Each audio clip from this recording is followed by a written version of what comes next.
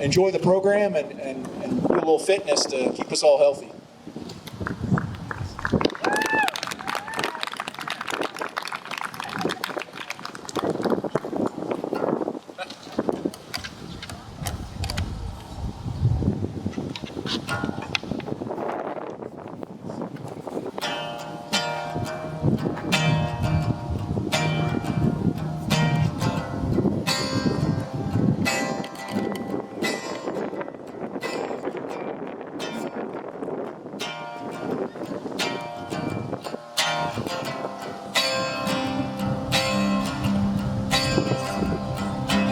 Fortune favors not the young, the spoken words and songs unsung, right? And I never learned from my mistakes, guess I don't have what it takes, right? I wish that I was strong and I could walk away. All this time I've lost, I feel the cost to pay. So save today the secrets that you prayed for, and wait, 'cause we deserve it so much more. And save the secrets that you prayed for. Awake, I'll see you on the other side.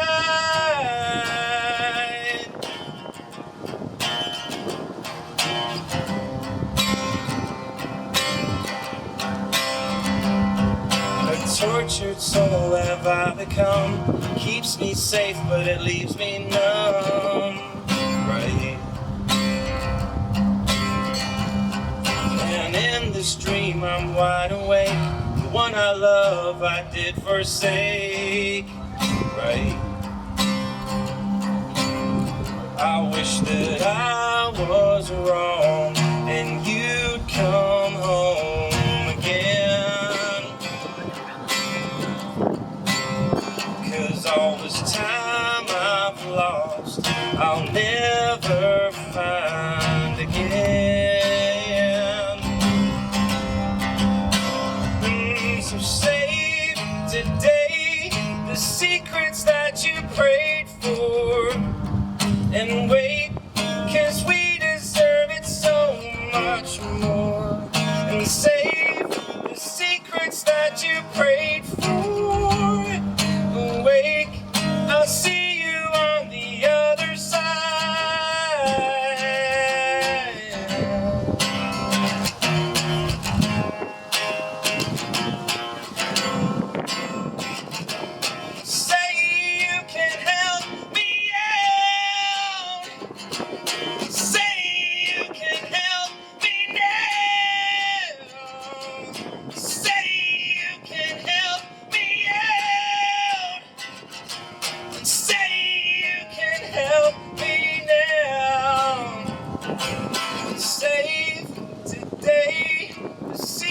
That you prayed for, and wait, 'cause we deserve it so much more.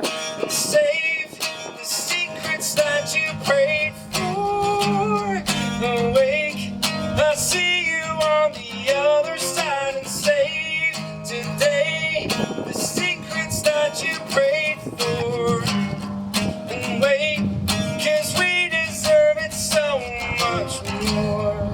And save the secrets that you prayed for. Awake, I'll see you on the other side.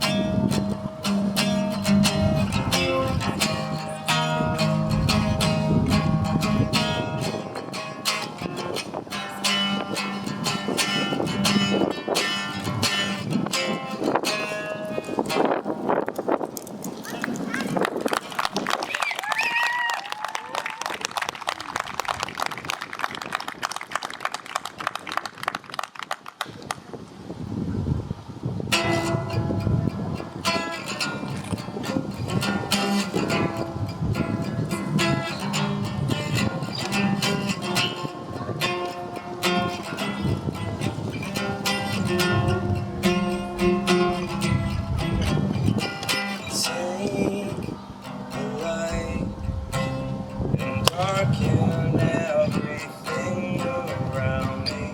Calm the clouds. Listen closely, I'm lost without you. Call your name every day when I feel so helpless, falling down. But I'll rise above this, rise above this.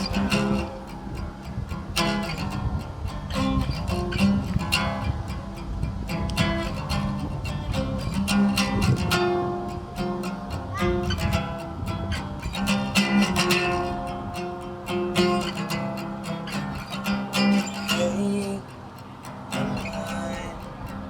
regrets are better left unspoken. For all we know is for it will grow, and everything is in vain. Distressing me, amazing moment feels so right. I'm in this song before it gets me. Oh, your name every day when I feel so helpless, falling down. Rise above this, rise above this. Call your name every day when I feel so helpless, falling down. Rise above this, rise above this.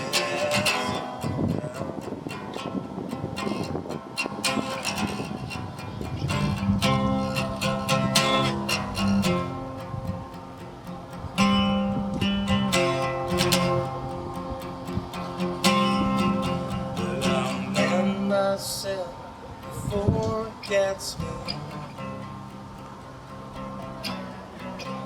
I'll mend myself before it gets me.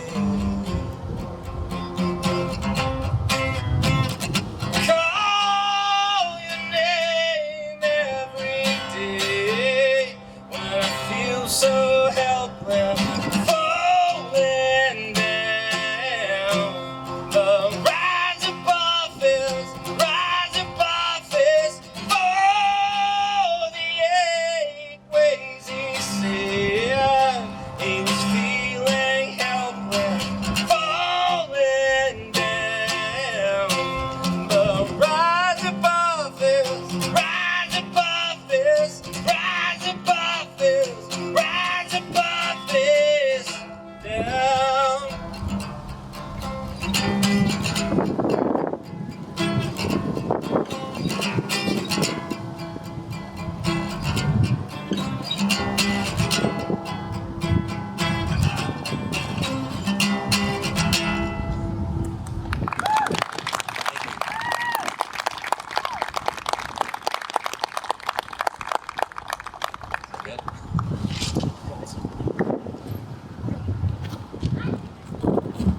Shaun, thank you so much. I know, not normally, you said, not normally do you do it as a one-man show, but I think you got a lot of new fans right here because that was pretty amazing. We really appreciate it.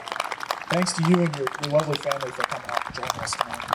I'm going to turn the mic over to Lieutenant Rice, and he's going to introduce our guest speaker this evening, all the way hailing from Columbia, South Carolina on the trip.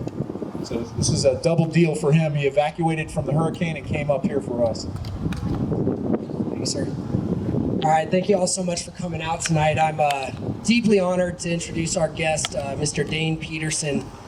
Dayne Peterson served in the Air National Guard for 36 years, 18 of which were on active duty.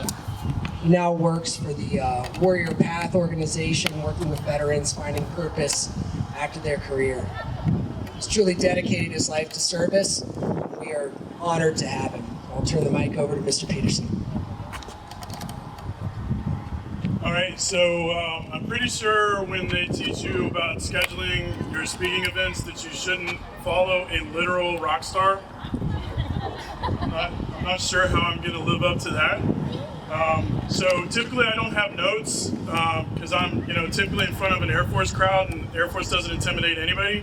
But the 101st, it's pretty intimidating. So I'm going to use a little bit of notes here so that I don't mess up this message, because the message is critical, and I don't want to miss anything. So, like Lieutenant said, I'm Dayne Peterson. Just 1 September was my official retirement date after 36 years of service in the Air National Guard. First 18 years was in Ohio as basically a traditional career, and then I went on extended active duty at the headquarters in DC, and the next 18 years I was on extended active duty both there and just retired out of South Carolina at the 169th Fighter Wing as the command chief there. I'm not really here to talk about suicide awareness or suicide prevention. You'll have to stay till the end for me to get you to understand why I just said that. But I'm here to talk about a concept called post-traumatic growth. I'm sure that everybody in this audience has heard about post-traumatic stress. Post-traumatic growth is the backside of post-traumatic stress. So it's a concept, so two doctors, Dr. Richard Tedeschi and Dr. Lawrence Calhoun out of the University of North Carolina, Charlotte. For a decade, they studied trauma victims, right? They started with elderly people who had lost loved ones. They started with adults who had experienced debilitating incidents later in adult life, and parents who had lost children. And they came to this conclusion that after those traumas, the individuals actually reported that they were living and thriving in their lives better than they were before the trauma.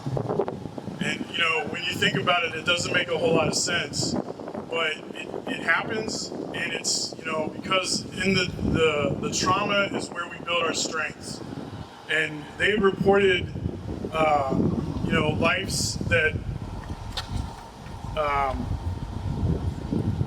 so they were transformed after their trauma.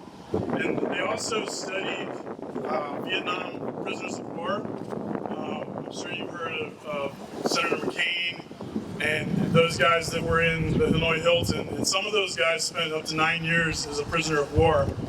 And the typical Vietnam veteran, 33% of those suffered PTSD. The folks that were in the Hanoi Hilton, only 4% of those folks suffered PTSD. And that was because of the things that they had in that prison camp, right? They had camaraderie, they had communication among each other, and they had the peer support, right? So all of these people reported they were living lives of new possibilities. They had seen opportunities past their struggle that they weren't able to see before the struggle. They also reported, that's why I hate note cards.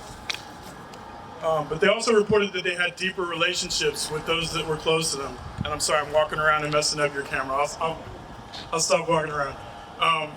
But they reported deeper relationships with those that were closer to them.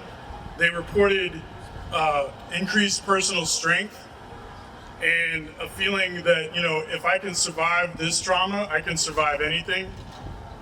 They also reported spiritual and existential change. And by spiritual, I'm not necessarily saying a deeper relationship with a Christian God necessarily, but a deeper relationship and a deeper feeling of that fire inside of you that, it's your purpose and that burns inside of you and keeps you going. So all of these life changes they witnessed, they labeled that post-traumatic growth. And through the years of their studies, they developed basically training program that is what I work with now to teach others who have gone through traumas to take that struggle and turn it into a strength. And, that's kind of where I'm at with that. This isn't specifically suicide prevention, suicide awareness, but what better way to get people, to get soldiers, airmen and Marines, sailors, even, Coast Guards, and now we have Guardians. What better way to prevent them from thinking about suicide than training them to have a life that is, incredible and worth living and has all of those things I just described. The deeper relationships, the spiritual growth, the new possibilities, right? If you have all of those things in your life, then, suicide is hopefully the last thing that ever crosses your mind. So it isn't specifically programmed to be suicide prevention, suicide awareness. It's about living your best life. And a couple things that I want to just kind of leave you with is a lot of times when I would talk to an airman that's having, a struggle and they're, having some issues and they would talk about not being worthy, and I think that's a common thing that we have. But you have to understand that you deserve to live a life that is, the most awesome life possible. Everybody on this post is different. You are the less than 1% of this nation that raises your hand and says that you will defend this nation. And, being a little bit on the older side, having a little bit of gray hair and literally the gray beard, not sure I'm keeping the beard, but it's, it's that retirement thing. It's almost a requirement that you have to grow one. I think it's so that you prove you can. But anyway, being a little bit on the older side, a little bit on the grayer side, looking around this crowd and seeing the young men and women that are standing up to defend this nation, it gets to you, right? And to think that somebody would take their own life and leave this world, it makes you sad because, again, you are different and we need you to be different, right? You need to live and you deserve to live your best life. So don't ever think that you're not worthy, right? You've done something that 99% of this country won't do. There's a certain percentage that can't, but most won't, and you did. So be proud of that and understand that you're worthy of your best life. And the second thing I want to leave you with, everybody's talking about us coming from Colombia. So I got asked, 3-4 weeks ago, the lieutenant reached out because Sergeant Major Christian couldn't come down. He's one of the guys that works with us at the Warrior Path. Because they had an open house and he had already previously committed to that, right? And he asked me if I could come. And it's an 8-hour drive. And this isn't about me, and I'm not trying to say this because I'm trying to say that I'm something special. But I'm not getting paid. I didn't get gas money, and I'm staying, paying for my own hotel room. That's how important this discussion is. I had not, I talked to the lieutenant on the phone, we text message. I had not met him until today. I have not met, 99% of the people out here. But it's that important that I would drive 8 hours any day of the week to come and have this conversation, right? Because I don't know how many of you have kids, but if you have kids, they don't listen to you, but they will listen to somebody else that says the exact same thing. So maybe somebody in this crowd needs to hear this message from me instead of your normal chain of command. And if I didn't come and somebody missed that message and something tragic happened, I wouldn't know what to do with myself. So yeah, it's 8 hours drive, but I would make it every day of the week because it's that important. You are that important. I'd do it again tomorrow. And I got a really cool one for his hat, so there's that. But again, that's post-traumatic growth. Obviously I can't teach you the whole 7-day program, the whole 90-day follow-on here today.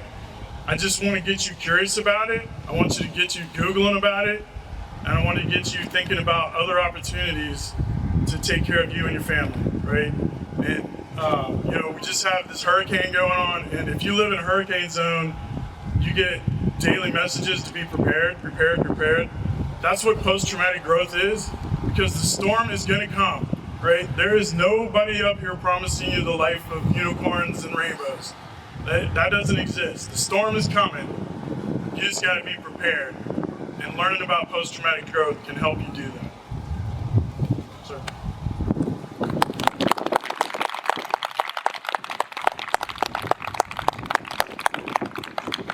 Dayne, thank you to you and your wife. Again, continue to serve. Thank you for your service. Thank you for continuing to serve, to tell your message, to share your message and support us. And we really appreciate everybody coming out tonight just to have this dialogue, because it's going to take everybody here to address this issue. It's going to take everybody here to save a life, because they're not always going to come to us, but they're going to come to you, or you're going to recognize those signs, symptoms, or concerns. And when you do that, let us know, reach out, send the message, engage. Lots of resources out there, and asking for help is okay. Everybody does it.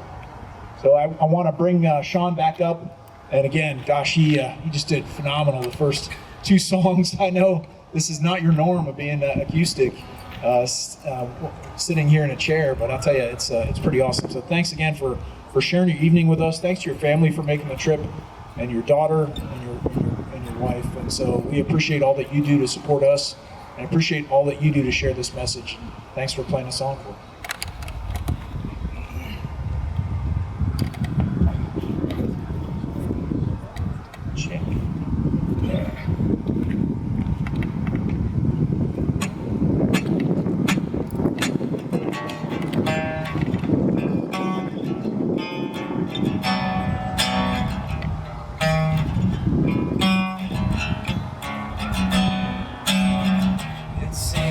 Every day's the same, and I'm left to discover on my own.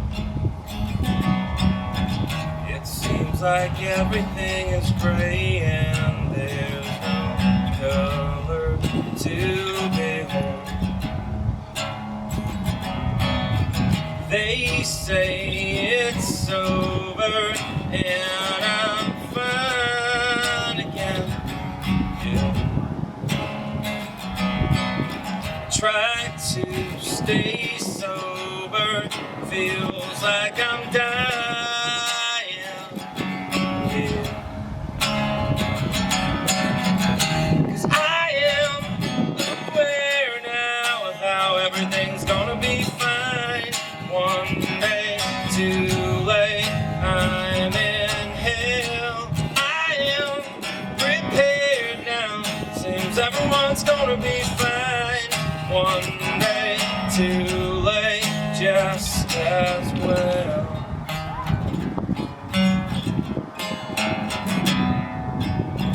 I feel the dream in me expire, and there's no one left to blame it on. I hear you label me a liar, 'cause I can't seem get this through. You say it's over, I can sigh again, yeah. Why try to stay sober when I'm dying, yeah.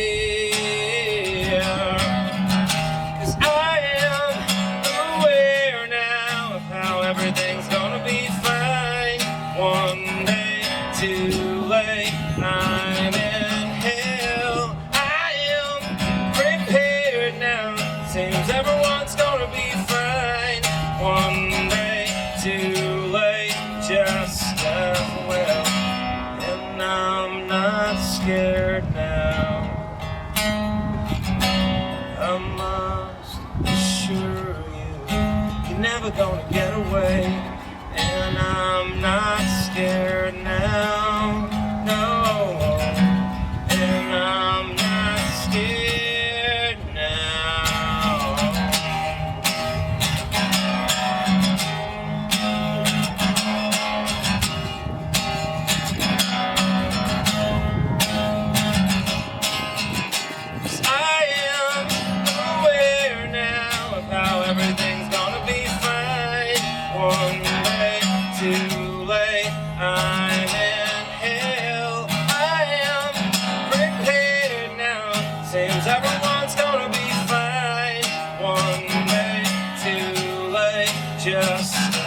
well.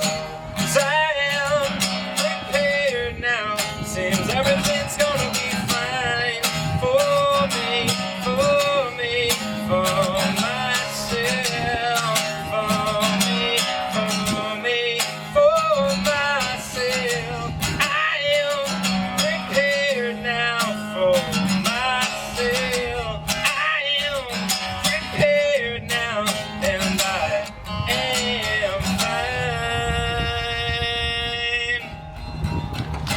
Again. Thank you.